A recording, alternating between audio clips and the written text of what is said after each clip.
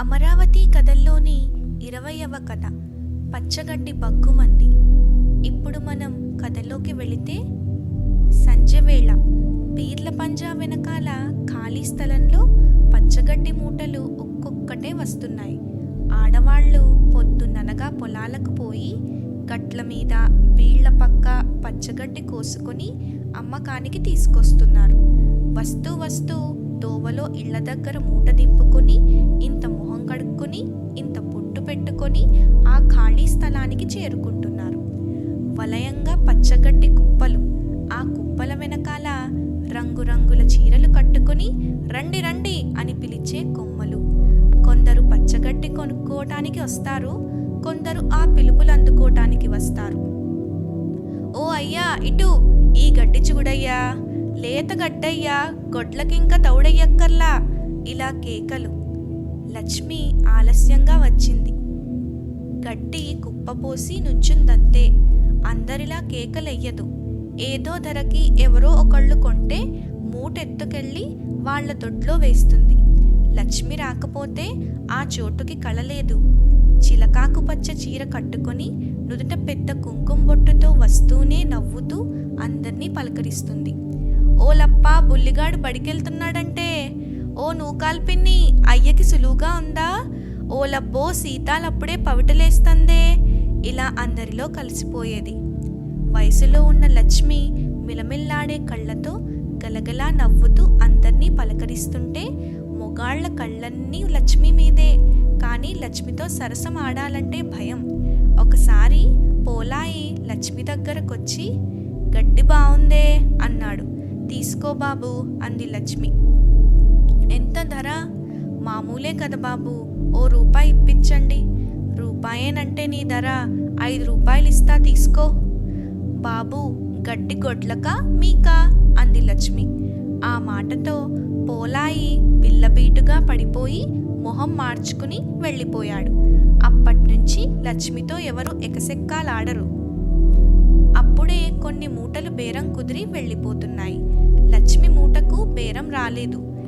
గడ్డి పైపైకి కుప్పగా పోస్తూ నుంచుంది. ఈ రూపాయితో 1/2 రూపాయి నూకలు కొని 1/2 రూపాయి తండ్రి తాగుడికివ్వాలి. లక్ష్మి తండ్రికి పెళ్ళాం పోయిన తర్వాత కూతురే ఆధారం. కూతురి కంటే తాగుడు మరింత ముఖ్యం. సంవత్సరం క్రితం లక్ష్మి ఇంతసేపు నుంచునే పనిలేదు. ఆ మూట ఇంకోళ్ళు కొనే పనిలేదు. అది రాములు మూటే. లక్ష్మి ఆలోచనలు రాములు మామ మీదకెళ్ళాయి.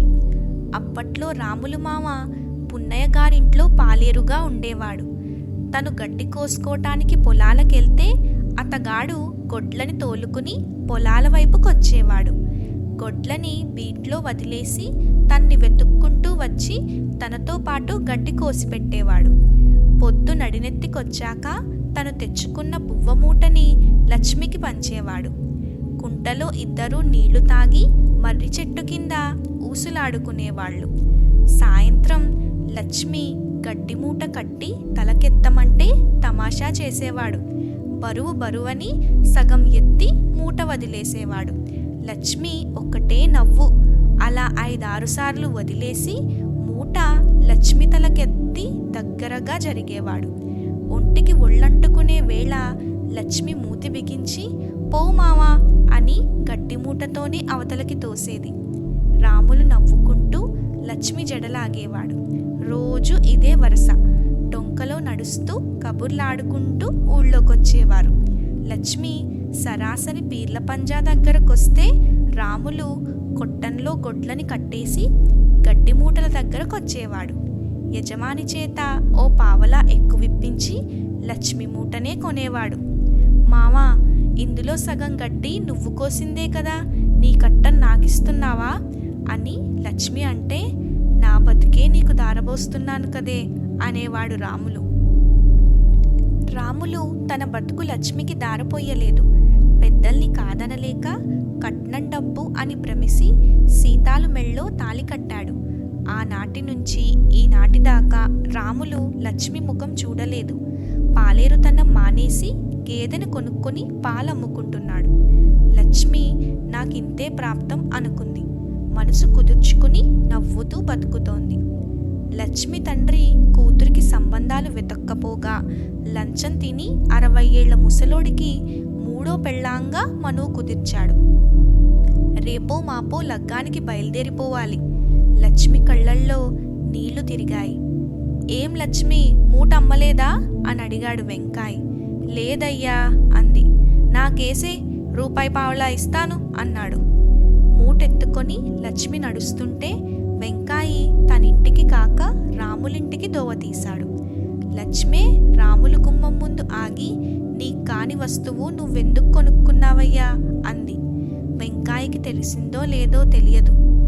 గడ్డి దొడ్లో వేయించి 2 రూపాయలు చేతిలో పెట్టాడు. అంతలో రాములు పెళ్ళాం సీతాలు వాకిట్లోకొచ్చి లక్ష్మికి బొట్టు పెట్టి, నీకు పెళ్ళంటగా అంటూ రవికలగుడ్డ పసుపు కుంకుమ చేతికిచ్చింది. లక్ష్మికి కళ్ళు నీళ్ళైపోయినాయి. రాములుమా ఉన్నాడా, దండమెట్టి ఎడతాను అంది. ఆ అని సీతాలు లోపలికెళ్ళింది. కానీ అప్పటికే రాములు దొడ్లోంచి బయటికెళ్ళిపోయాడు. లక్ష్మి దిగులుగా ఇంటికొచ్చేసింది. లక్ష్మి తండ్రి తాగుడికి లక్ష్మి సంపాదన ఎంత అవసరం అనుకున్నాడో భగవంతుడు. లక్ష్మిని 6 నెలల్లో పుట్టింటికి రప్పించేశాడు. మళ్ళీ గడ్డి మూటతో సాయంత్రం పీర్ల పంజా వెనకాల స్థలంలో వచ్చి నుంచుంది లక్ష్మి. ఇప్పుడా లక్ష్మి ముఖంలో నవ్వు లేదయ్యా, ఇప్పుడా లక్ష్మి ముఖంలో బొట్టు లేదయ్యా. ఇలాంటి మరెన్నో కథల కోసం మా ఛానల్ను సబ్స్క్రైబ్ చేయండి, లైక్ చేయండి మరియు మీ ఫ్రెండ్స్ అండ్ ఫ్యామిలీతో షేర్ చేయండి. మా ఛానల్ సబ్స్క్రైబ్ చేయండి.